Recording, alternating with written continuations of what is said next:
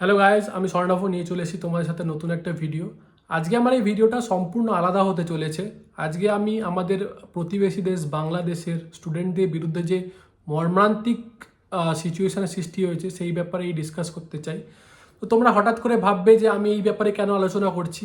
তো তোমাদের জানিয়ে রাখি, আমার কিছু ক্লায়েন্ট আছে, মানে আমার অফিসের কিছু ক্লায়েন্ট আছে যারা বাংলাদেশি, এবং তারাই আমাকে জিজ্ঞাসা করে, দাদা আপনি কি জানেন আমাদের বাংলাদেশে কী সিচুয়েশানের সৃষ্টি হয়েছে।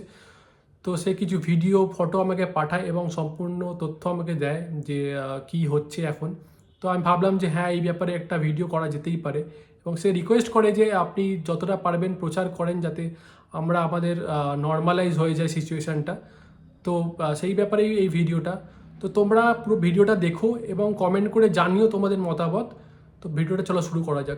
তো ঘটনাটা সূত্রপাত এরমভাবে, 15ই জুলাই শেখ হাসিনা বাংলাদেশের প্রধানমন্ত্রী তার ভাষণে বলেন, মুক্তিযোদ্ধার সন্তান নাতিপুতিরা কেউ মেধাবী না, যত রাজাকারের বাচ্চারা নাতিপুতি হলো মেধাবী, তাই না?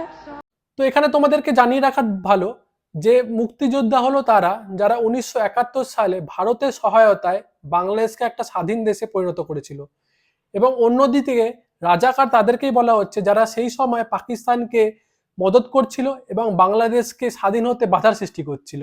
আপাত দৃষ্টিতে দেখতে গেলে কথাটা ঠিকই, কারণ সব রকম সুযোগ সুবিধা, সরকারি চাকরি বাকরি মুক্তিযোদ্ধার পরিবার বা তাদের বংশধরদের পাওয়াই উচিত। কিন্তু শেখ হাসিনা এখানে রাজাকার কাকেদের বললেন, কারণ তাদের সংখ্যা এখনকার দিনে নগণ্য বললেই চলে, মানে নেই বললেই চলে। তো এখানে ফেসে যাচ্ছে তাদের বাংলাদেশের সাধারণ ছাত্রছাত্রীরা, যাদের মেধা থাকা সত্ত্বেও তারা চাকরি বাকরি পাচ্ছে না।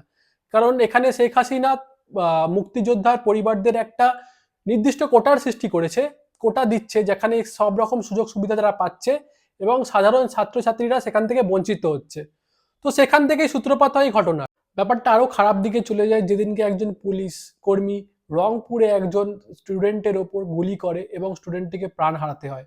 এছাড়াও অনেক দৃশ্য দেখা গেছে যেখানে পুলিশ কর্মী মারধর করছে সাধারণ পড়ুয়াদের, স্টুডেন্টদের, নারীদের ওপর চলছে নির্যাতন। এছাড়া অনেক জায়গায় দেখা গেছে যেখানে দাবি করা হচ্ছে যে ছাত্রলীগের সদস্যরা ছাত্রদের কুপিয়ে খুন করছে।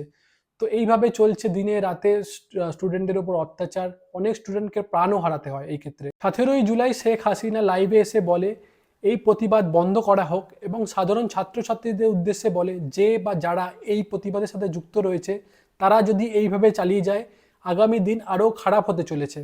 তো এখন সিচুয়েশনটা হয়ে দাঁড়িয়েছে বাংলাদেশের গভর্নমেন্ট ভার্সেস বাংলাদেশের ছাত্রছাত্রী। আমার এই ভিডিওটা বানানোর প্রধান কারণ বাংলাদেশের কোনো পার্টিকে সমর্থন বা তার বিপক্ষে বলা নয়।